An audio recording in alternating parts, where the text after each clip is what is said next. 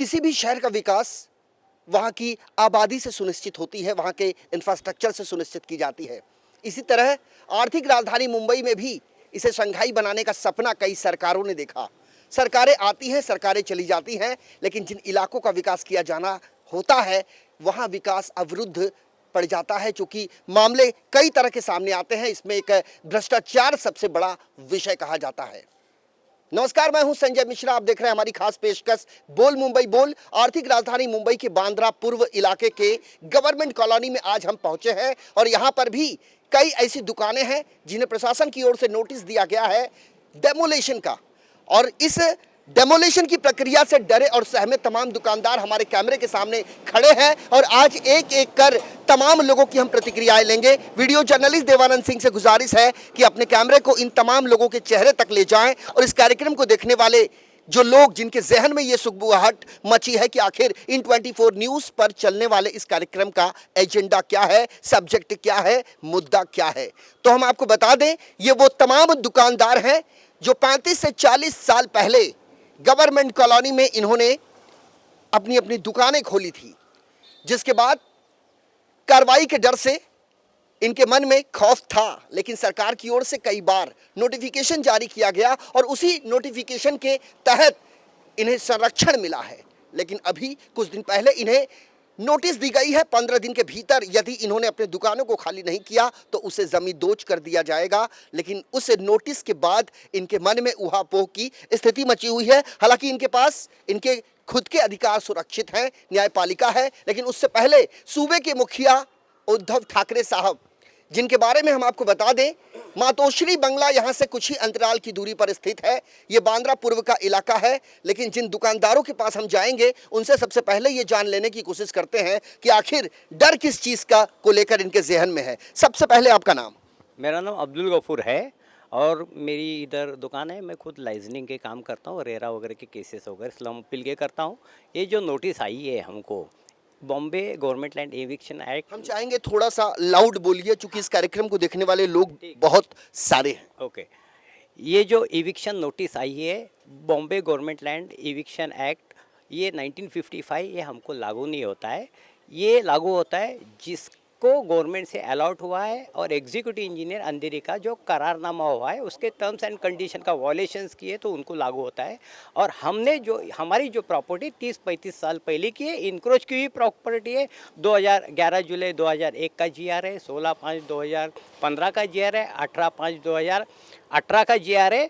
वो तो इस GR में जो भी झोपड़े आते हैं वो एक 2011 तक के जो है उनके पास लाइट बिल गुमास्ता लाइसेंस है कट डेट के पहले के, तो वो एलिजिबल होते हैं। 2011 की आपने बात बताई ना, लेकिन आप तो 35 साल पहले से हैं। हाँ, हम 35 साल पहले से हैं। और आपके दुकान से संबंधित जो दस्तावेज हैं वो किस किस तरीके के हैं? हाँ, हमारे दुकान के संबंधित जो दस्तावेज है GR के हिसाब से अभी लाइट बिल चलता है, वोटर ID चलता है, सर्वेक्षण गणना पावती चलती है। अगर हमने कोई टैक्स भरा है 1-1-2000 पहले 1-1-2011 का वो चलता है, और गोमास्ता लाइसेंस वगैरह 5-6 पुरावे चलते हैं। यही पुरावे पे हमारी एलिजिबिलिटी की जाती है और ये एलिजिबिलिटी की जाती है कॉम्पिटेंट अथॉरिटी टू जो SR में बैठी है, उनका जुडिक्शन है। मगर ये गलत तरीके से कार्यकारी अभियंता ने जो नोटिस दिया है ये हमको लागू नहीं होता, ये अवैध है। लेकिन ये जो नोटिस आपके हाथ में आई हुई है ये सार्वजनिक बांधकाम विभाग से आई हुई है और इसमें ये लिखा हुआ है कि संदर्भित विषयान्वये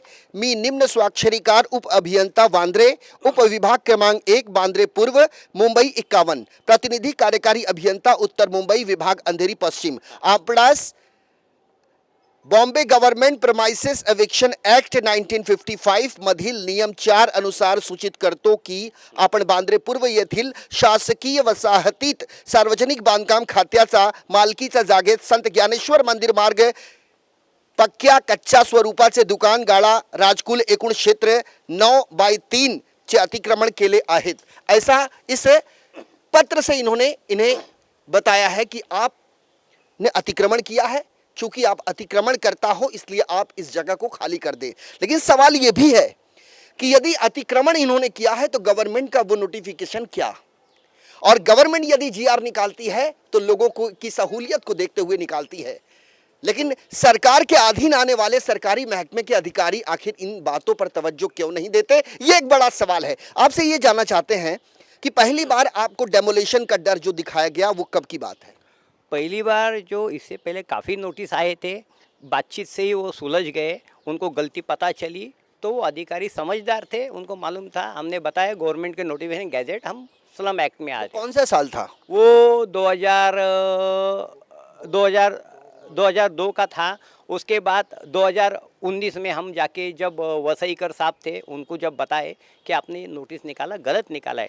इसके बाद 2017 में भी कलेक्टर ने नोटिस निकाला था, बीएमसी वाले ने डेमोलिश किया था। उस टाइम पे इधर की जो आमदार तृप्ति सावंत वो हमारे पास आई थी। हम कुशावा दीपेंद्र कुशावा कलेक्टर के सामने जब बैठे उनको समझाया ये आपके अधिकार नहीं, आपने क्यों ये दिए, आपके ही अधिकारी महसूल विभाग के वो कॉम्पिटेंट अथॉरिटी है, आप उनसे सलाह क्यों नहीं लेते, आप डायरेक्ट इविक्शन नहीं कर सकते। हम ये आपको दुकानें दिख रही है, ये एक्चुअली प्रोटेक्टेड स्लम में आते, तो ये नोटिफिकेशन हमको लागू है। और इधर एनेक्सर बना हुआ है, एनेक्सर बना उसमें कहीं एनेक्सर कब बना? एनेक्सर 2004 में बना हुआ है। एनेक्सर में कितने पात्र हैं? एनेक्सर में तकरीबन 336 में से मुश्किल से 50 लोग पात्र है। जो लोग पात्र हैं हाँ। उनको फर्दर कोई इंस्ट्रक्शन दिया गया? नहीं फर्दर कोई, क्योंकि फिर ऐसी कोई स्कीम नहीं आई थी, 9 में आने वाली थी। आपने कहा झोपड़पट्टी पुनर्वसन योजना के अंतर्गत यहाँ के विकास कार्य की बात की गई। Yes. परिशिष्ट 2 जिसे एनेक्सर 2 कहा जाता है, हर जगह जहाँ विकास होता है SRA स्कीम के अंतर्गत वहाँ परिशिष्ट 2 कंपलसरी होता है। आपने कहा परिशिष्ट 2 भी यहाँ बनाया गया, लेकिन वो सारी चीजें कहाँ रह गई और ये नई चीजें पैदा हो गई? हाँ, वो परिशिष्ट 2004 में बना था, बाद में 2009 में विकास हो रहा था, तो उसको उन लोग ग्राह्य धरने वाले थे, मगर किसी कारण वो विकास योजना ख़त्म हो गई और वो वैसे ही पेंडिंग रहे। उसके बाद भी टाइम पे डेमोलिशन होते रहे, मगर बातों से ही वो सुलझ जा रहा था, कोर्ट कचहरी तक की नौबत नहीं आ रही थी। इवन कलेक्टर ने भी नोटिस निकाला था, उसके बाद हमने समझाया, काफ़ी दुकानें थोड़ी से समझाने को वो भी समझ गए कि नहीं भैया ये प्रोटेक्टेड स्लम में आ रहे हैं, जब हम उनके नॉलेज में दिया तो। मगर अभी जो ये अधिकारी आए हैं सोनावणे, उनसे मैं मुलाकात किया कि भैया ये पूरा ड्राफ्ट है और इस हिसाब से प्रोटेक्ट है, तो उन्होंने बोला हमारे जो अधिकारी है उप अभियंता सोना साहब ने दिया है वो नोटिस, हाँ वो हमारे वरिष्ठ है और गैजेटेड ऑफिसर है, हाँ तो गैजेटेड ऑफिसर गलती करेगा नहीं। तो मैंने उनको बोला जब आपको मैं नोटिफिकेशन बता रहा हूँ आप देख नहीं रहे, आपको कायदा नहीं समझ रहा है, हाँ तो गलत काम किए तुमने, ये आप तुरंत नोटिस रद्द करो। बोला वो तो नोटिस हम रद्द नहीं करेंगे, आपको कोर्ट में जाके स्टे लाएंगे तभी ये रद्द होगी, वरना हम रद्द नहीं करेंगे। साल 1995 में महाराष्ट्र की सत्ता पक्ष में भारतीय जनता पार्टी और शिवसेना युति की सरकार थी। हिंदू हृदय सम्राट के नाम से विख्यात बाला साहेब ठाकरे साहब का एक सपना था कि मुंबई के 40 लाख झुग्गीवासियों को उनके झोपड़े के बदले मुफ्त फ्लैट उन्हें दी जाए, उनके विकास कार्य के चलते। उन्होंने इस विकास के राह को बनाया तो ज़रूर, लेकिन इस राह पर सफलता का मार्ग प्रशस्त नहीं हो पाया, क्योंकि कई इलाकों में भ्रष्टाचार हुए। जो कल तक कॉन्ट्रैक्टर कहलाते थे वो बिल्डर बन गए और अब धीरे धीरे ये वहाँ तक पहुँच गए जहाँ पर उन लोगों पर ये डेमोलेशन की कार्रवाई की तलवार लटक रही है जो 35 से 40 साल पहले यहाँ दुकान अपनी बनाकर इस दुकान से इन्होंने अपने घर की आजीविका शुरू की थी, लेकिन अब ये डर के साए में है। हमारे साथ एडवोकेट हैं, हम उनसे ये जानना चाहते हैं लॉ पॉइंट ऑफ व्यू से ये मामला क्या बनता है। सबसे पहले आपका नाम? मेरा नाम एडवोकेट नीरज अग्रवाल है। सर इनके खिलाफ रिट पिटीशन दायर की है हाई कोर्ट में, ये बोलकर कि फर्स्ट ऑफ ऑल ये जो नोटिस इन्होंने निकाला है ये नोटिस लॉ के अधीन निकाला है, लॉ के नियम के अंदर बैठता नहीं है। सबसे पहला अंधेरी विभाग ने नोटिस निकाला था सन 2000 में, ये रहा नोटिस। उन्होंने नोटिस निकाला था इविक्शन करने के लिए, तो इसके बेस पर उनको उत्तर दिया गया था कि ये 95 के पहले के है। तो मानने के बाद उनका सारा होने के बाद अगेन उन्होंने 2003 में नोटिस निकाला, अंधेरी विभाग उत्तर मुंबई विभाग ने कार्यकारिणी अभियंतर ने कि इविक्शन कीजिए। तो सेम इविक्शन एक्ट कोर्ट में गया, इविक्शन के हिसाब से कोर्ट का ऑर्डर है ये, इधर क्लियर कट बोला गया है they are not the competent authority to remove any of the legal notice. जो मेंशन है इसमें? मेंशन्ड है जी, एक मिनट। जी जी, आप पकड़िए। जिसमें क्लियर कट लिखा गया है आप थोड़ा सा ऑर्डर पढ़िए। हाँ जी, इसमें ऑर्डर लास्ट में जिस ऑर्डर में ये लिखा गया है, the deputy collector encroachment with notice of 13/12/2002 have called the documentary evidence for the respondent and appear that the matter is under process of the Provision Act of Land Revenue Code 1966 and the deputy collector encroachment is the competent authority to decide the eligibility and to pass the demolish order and encroachment. Hence the applicant is directed to get in touch with additional collector or deputy collector if necessary. In the view of the above circumstances, it will not be just fair to pass an eviction order in this case. Hence the matter is end. The same matter, कुल मिला के जो deputy collector हैं, जो additional collector हैं, उनको इसमें सक्षम अधिकारी बताया है माननीय न्यायपालिका ने। अब सवाल ये उठता है कि जो नोटिस इनके पास आई है ये सार्वजनिक बांधकाम पीडब्ल्यूडी डिपार्टमेंट से आई है, तो पीडब्ल्यूडी डिपार्टमेंट में बैठे उन तमाम जिम्मेदार अधिकारियों से इन 24 न्यूज़ का ये सवाल है कि न्यायपालिका के ऑर्डर में यदि ये जिक्र है कि यहाँ डेप्यूटी कलेक्टर और एडिशनल कलेक्टर जो सक्षम अधिकारी हैं वो हैं और उनके अलावा कोई दूसरा विभाग इनके एरिक्शन का निर्णय नहीं ले सकता, तो आखिर कैसे ये नोटिस इनको दी गई है, ये एक बड़ा सवाल है जी। उसके बाद ये एविक्शन के बाद, ये नोटिस के बाद, ये ऑर्डर के बाद हमने उप जिला अधिकारी जो डेप्यूटी कलेक्टर के न्यायालय कोर्ट में एप्लीकेशन की 3/1/2004 में, वो कोर्ट ने ठहराया कि the structure is eligible and legal. The applicant has been लिखा है अपील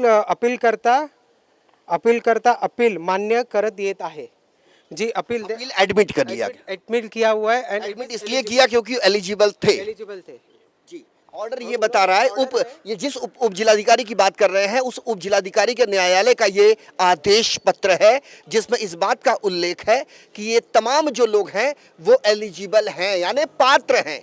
जो पात्र अपात्र का जो मामला चलता है विकास कार्य में, ये भी एक बड़ा मामला है और ऐसे कई इलाके मुंबई में हैं जहां साल 2000 से झोपड़पट्टी पुनर्वसन योजना के अंतर्गत विकास कार्य शुरू तो हुआ, लेकिन कुछ दूर चलने के बाद ये औंधे मुंह गिर पड़ा, चूंकि इसमें भ्रष्टाचार का दीमक अंदर तक घुस गया। हमारे इस खास पेशकश बोल मुंबई बोल में वक्त हो चला है एक छोटे से ब्रेक का। ब्रेक के उस पार आपको अन्य दुकानदारों से मिलाएंगे और उनके मन की जो पीड़ा है, जो वेदना है, जो अपनी बात वो मुख्यमंत्री उद्धव ठाकरे तक पहुंचाना चाहते हैं, वो इन 24 न्यूज़ इनकी मध्यस्थता जरूर करेगा। बने रहिए इन 24 न्यूज़ के साथ।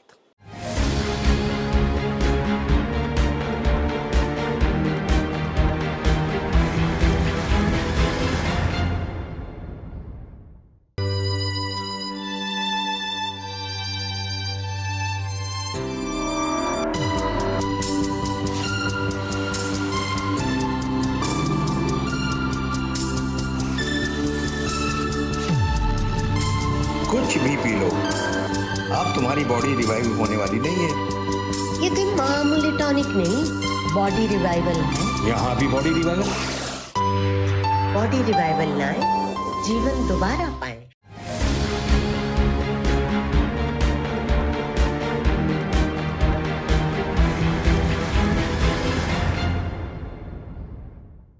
ब्रेक के बाद इन 24 न्यूज़ की खास पेशकश बोल मुंबई बोल में एक बार फिर से आपका स्वागत है। ब्रेक पर जाने से पहले हमने आपको बताया था कि मुंबई उपनगर के अंतर्गत आने वाले बांद्रा पूर्व के गवर्नमेंट कॉलोनी, जिसे शासकीय बसाहत के नाम से जाना जाता है, और यहाँ पर 35 से 40 साल से जो दुकानें यहाँ पर काबिज है उसे यहाँ हटाने की कवायद की जा रही है। इन्हें नोटिस दिया गया है कि 15 दिन के भीतर यदि आपने अपनी दुकानों को खाली नहीं किया तो आपकी दुकानों पर बुलडोज़र चला दिया जाएगा। और अब बुलडोज़र का जो डर है, जो खौफ है, इनके जहन में भर चुका है। और ऐसे में हम पहुँचे हैं इनके पास, चूँकि अपनी बातों को ये सरकार तक पहुँचाना चाहते हैं और हम इनकी बातों को ज़रूर पहुँचाएँगे। वकील साहब, आपके हाथ में कई ऑर्डर कॉपी है, थोड़ा सा बताइए, ब्रीफ कीजिए।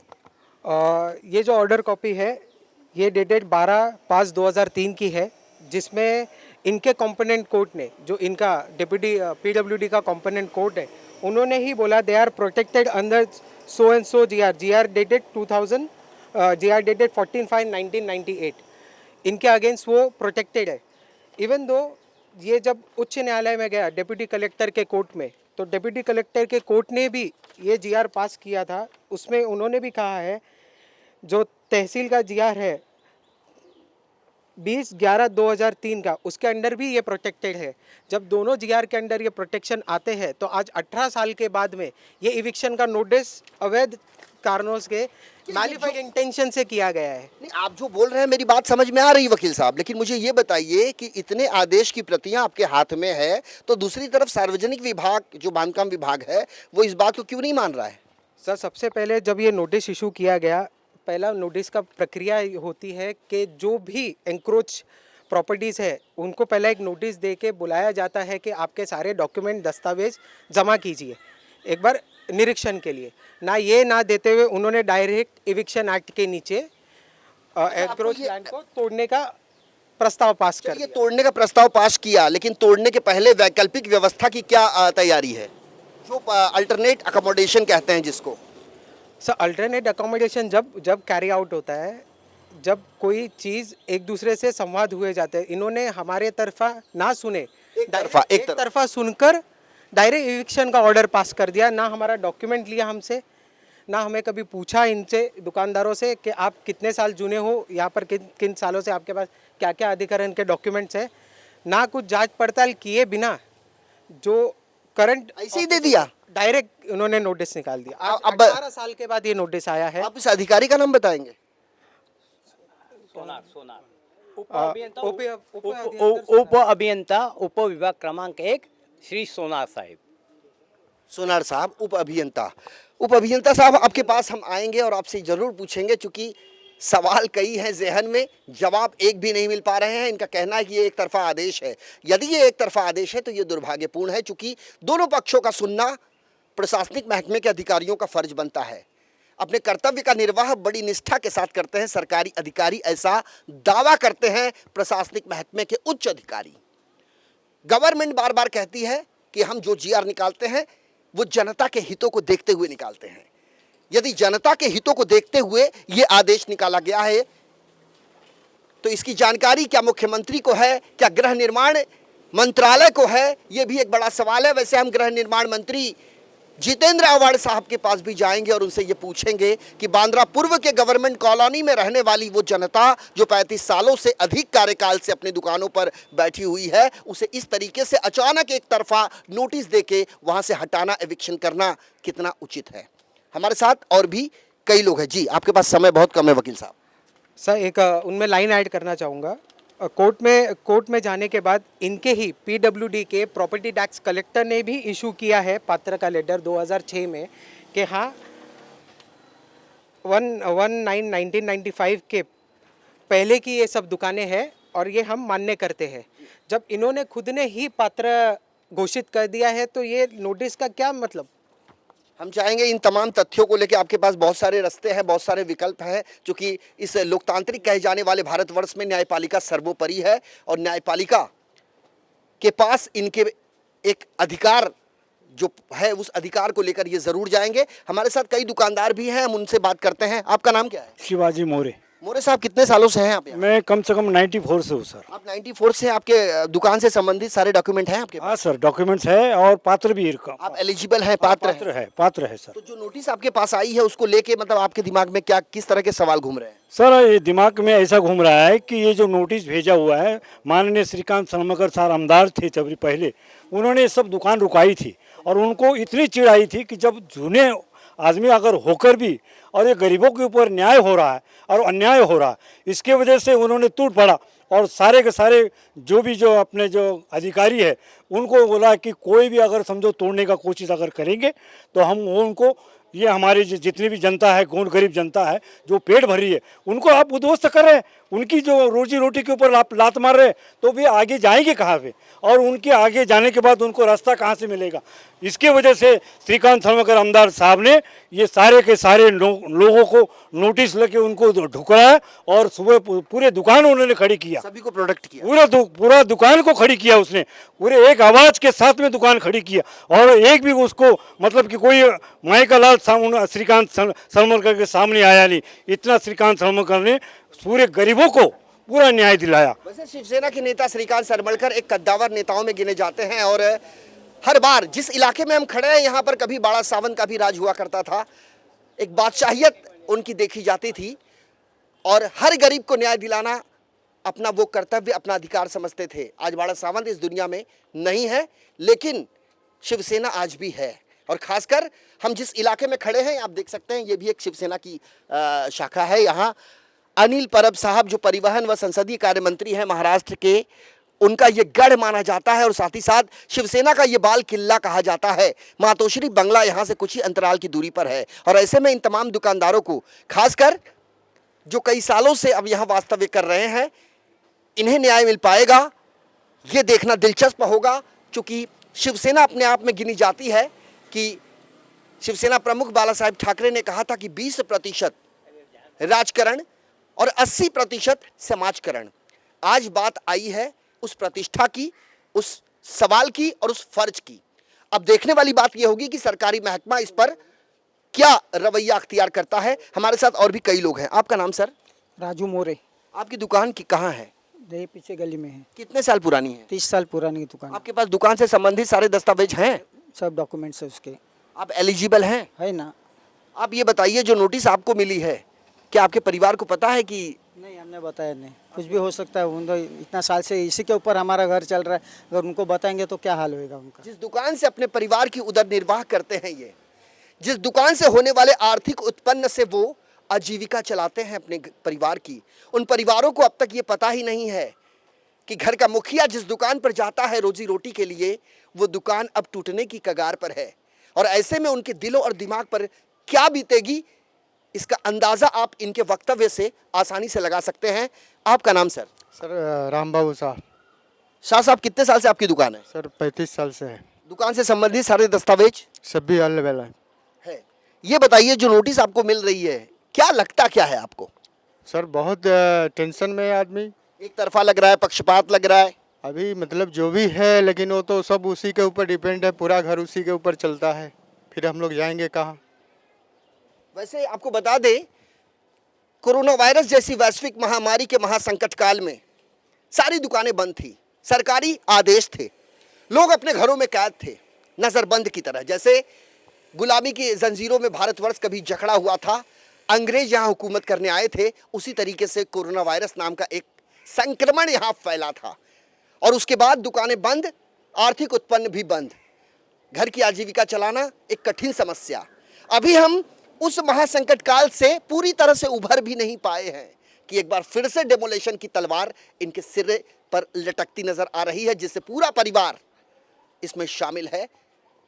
देखने वाली बात यह होगी कि इन 24 न्यूज़ पर चलने के बाद, इस कार्यक्रम को देखने के बाद, जो जिम्मेदार जनप्रतिनिधि हैं, जो जिम्मेदार सरकारी महकमे के उच्च अधिकारी हैं, वो किस फैसले, किस नतीजे पर पहुंचते हैं। वैसे इस कार्यक्रम को हम इन 24 न्यूज़ पर तब तक प्रसारित करते रहेंगे जब तक यहाँ के पीड़ित दुकानदारों को न्याय नहीं मिल जाता। हमारे साथ और भी कई लोग हैं। आपका नाम? असलम इकबाल।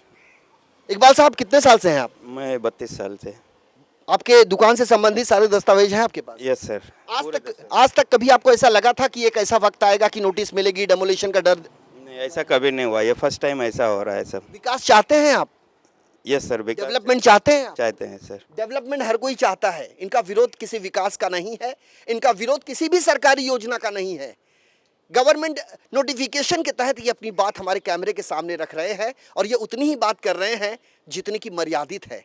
लेकिन ऐसे में पीडब्ल्यूडी विभाग के अधिकारियों का ये जो उदासीन रवैया बना हुआ है, वो इनके लिए मुसीबत का सबब बनता जा रहा है।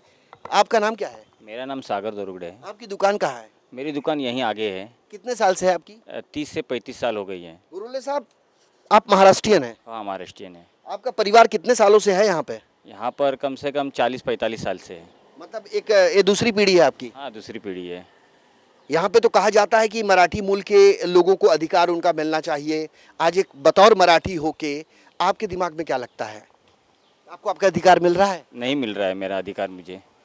ये इसमें सबसे ज़्यादा जिम्मेदार आप किसको मानते हैं? शासन को मानते हैं।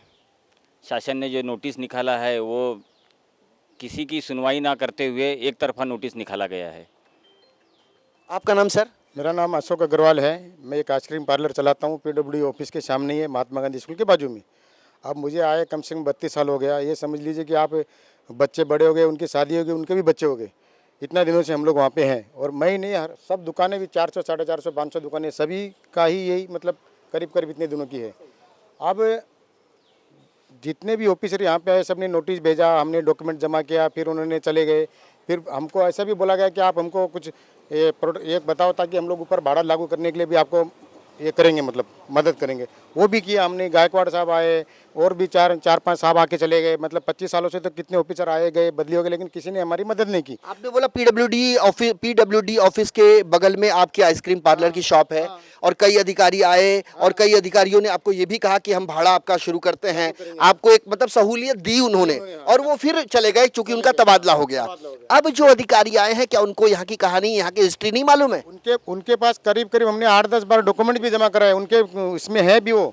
फिर भी उन्होंने अभी जो नोटिस दिया है उसमें ऐसा दिखा रहे हैं कि मतलब हम है ही नहीं। मतलब अभी उन्होंने वो क्या दिखा रहे हैं कि अब हम लोग अब कल ही बांधे, मतलब उनको ऐसा लगता है। तो अभी उसके अंदर लाइट बिल सुनो साहब, 2-2 हज़ार से लाइट मीटर है उसमें।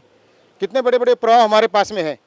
95 के राशन कार्ड से लेके 95 के वोटिंग लिस्ट में नाम से लेके कितने बड़े बड़े प्राव के उनके पास में नहीं है। सब कपाटों में उनके बंद पड़े हुए हैं, लेकिन वो देखना नहीं चाहते वो चीज़। मालूम नहीं अब ये किस नीयत से वो लोग ने नोटिस दिया है, क्या नीयत से दिया, मतलब उन्होंने किस नियत से दिया है ये तो बहुत जल्दी साफ होगा, क्योंकि कहते हैं कि झूठ के बादलों में सच के सूरज को ज्यादा समय तक छिपाया नहीं जा सकता और सच्चाई जो है वो छिपती नहीं है और सच्चाई सामने आकर रहेगी। क्योंकि हमारा मकसद है कि इनकी जो दास्तान है उसे बिना एडिट किए पूरी पारदर्शिता के साथ न सिर्फ आम जनता तक बल्कि सरकारी महकमे में बैठे उन उच्च अधिकारियों तक और गृह निर्माण मंत्रालय में बैठे हमारे गृह निर्माण मंत्री जितेंद्र अवार्ड तक पहुंचाना हमारा मकसद है और इसे हम पहुंचाएंगे। आपका नाम? मेरा नाम मारुति आरदड़कर और मेरा 2012 में मेरा कोर्ट से फैसला हुआ है मेरी दुकान का लोक अदालत में। उसका सूट नंबर है 434, 16/9/12 को मेरा दुकान का फैसला हुआ है। तो भी आज मेरे को नोटिस आया है। इन दुकानों के साथ आपकी भी दुकान है, शायद इसलिए आपको नोटिस आया हो। क्या आपने उन्हें बताया कि मेरे पास कोर्ट का आदेश है? मैं 3 बार पे वो जमा किया कोर्ट का आदेश, फिर भी मानने को तैयार नहीं? तैयार है। बोलते कोर्ट का आदेश नहीं मानते ये लोग। कोर्ट का आदेश नहीं मानते, लेकिन इस कोर्ट के आदेश को न मानने के पीछे भी तो कोई वजह होगी साहब। उनको मालूम होगा क्या वजह है। जो नोटिस दिया उनको आपने उनसे ये पूछा नहीं? पूछा, मैं खुद जाके बोला कि मेरे पास कोर्ट का आदेश है, तो भी तुम आप कैसा नोटिस देते? बोलते हमको मालूम नहीं है कोर्ट का आदेश क्या है।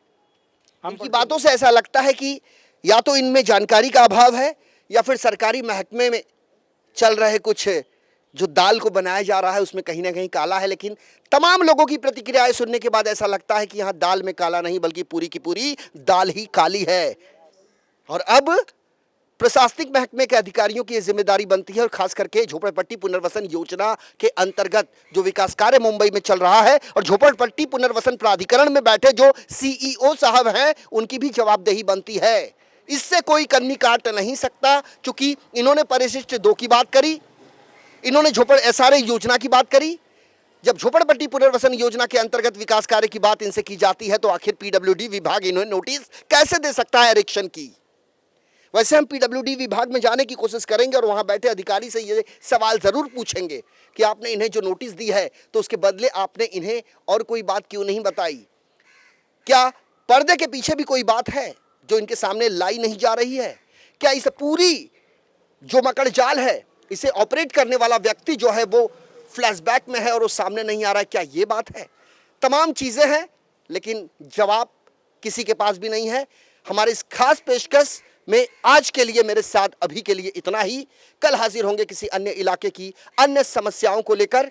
तब तक के लिए मुझे यानी संजय मिश्रा को वीडियो जर्नलिस्ट देवानंद सिंह के साथ दीजिए इजाजत।